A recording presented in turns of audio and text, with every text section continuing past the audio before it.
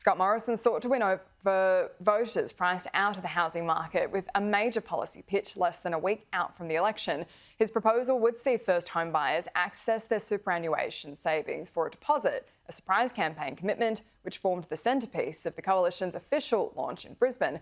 Joining us live is the Superannuation and Financial Services Minister, Jane Hume. Jane, thank you for your time. Now, we just had your colleague Michael Sukkar on saying that the impact on the housing market from this policy is going to be immaterial. Is that a concession, though, that this actual policy won't impact that many buyers, especially when we're talking about such a small amount that they'll be able to access to put forward to their deposit? No, not at all, Annalise. In fact, the objective of this policy is to ensure that homeowners, that first home buyers get that first rung on the ladder of the property market. We know that there are lots of people out there that have a steady job, that have a good income, that have a great credit history, that want to be able to get into the housing market, but they can't break that nexus. They can't save for that deposit that will get them over the line. This breaks the nexus between the savings that you already have in superannuation. You're already saving $1.10 of everything that you earn for your superannuation, and allows people to access their superannuation, a small amount of either 40% or up to $50,000 of your super, to help make that home deposit. And then once you sell your house, then you put the money back into superannuation, plus proportionally any profit that you make on that money when you sell your house. So it's a winner. There's winners all around. You know, you've got your opportunity to get into your first home, but at the same time you put that money back into your superannuation to allow you to have a high standard of living in retirement as well. Look, there's a few things I want to talk through there. Firstly, when we talk about the amount that people would actually be able to access, if we look at the data compiled by ASFA, the Superannuation Association, they say that about $25,000 is what most males between 25 to 29 have in their super account. For females, it's $21,000. Realistically, if that's when a lot of first home buyers are looking to get into the market, if you can access up to 40% of that, we're looking at about $10,000. How much of a difference is that going to make in a market like Sydney, where the median house price is $1.1 million, Melbourne $806,000? That's a very small amount of money that we're talking about that's going to extrapolate over a long period of time when it's not in your super account. Well, people do accumulate superannuation over time. We know that people in their 30s, for instance, have much higher superannuation balances, in their late 30s even higher again. And the good thing about this policy, of course, is it doesn't discriminate on the basis of how much you earn, what the property price costs. It doesn't matter what age you are. You could be 25 or you could be 60 and buy. But we're talking about first home buyers. That's exactly right. And there are plenty of people out there that still don't own their first home, that are stuck on that rental cycle. This is a way to help those people break that rental cycle, break the nexus between the savings they already have and buying their first home. So it will appeal to a lot of people.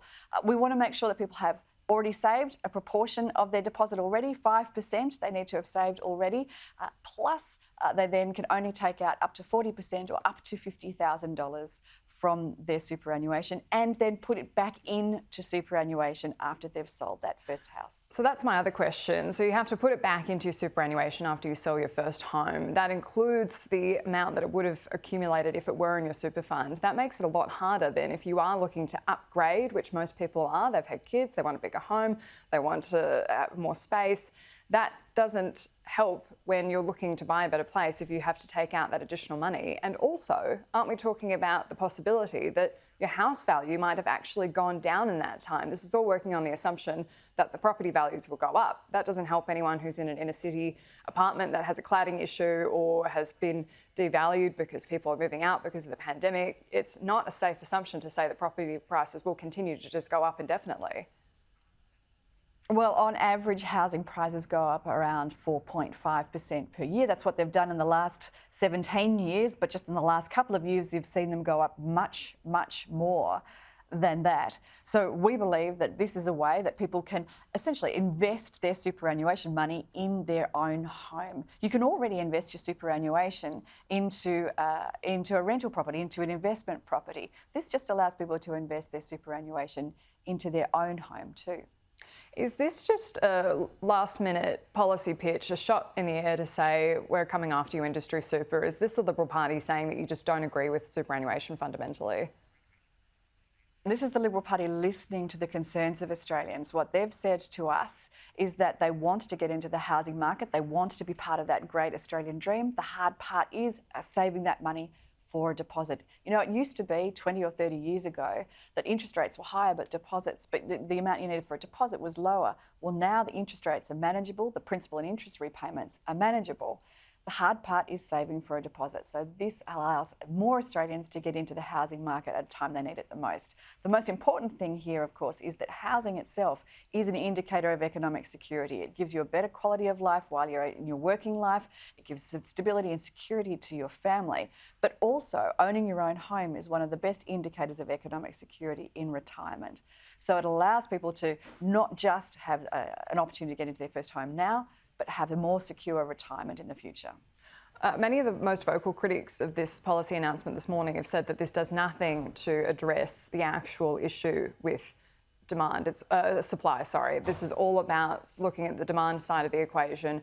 Why isn't the Liberal Party doing more to try and get more houses on the market to increase turnover and so people have a better chance to get into the property market? Well, actually, yesterday's announcement did include some supply-side measures by decreasing the age of the downsizer contribution from 65, then to 60 we announced in the budget, now to 55. That will encourage people that have the empty nesters that have decided to get rid of the big family home and maybe move to something a bit smaller, to make sure that they can contribute that money into superannuation in a very tax-effective way. We've also extended the assets test exemption for those people that are downsizing their home. Plus, you know, all the coalition city deals have a component that is about releasing more land, more supply for building and for housing and building the infrastructure around it. So the federal government is delivering on its supply side measures as well as the demand side.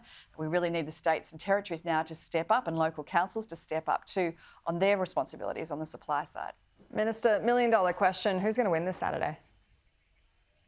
I think the coalition's going to win. The Quiet Australians haven't spoken yet, Annalise, and we know that last time around the coalition, the Quiet Australians didn't just speak; they roared, and I wouldn't be surprised if you see that again on Saturday. Well, but we take nothing for granted. We take nothing for granted. It's a seat by seat, and it's a voter by voter. It's a voter by voter proposition. We'll be out there working hard right up until Saturday.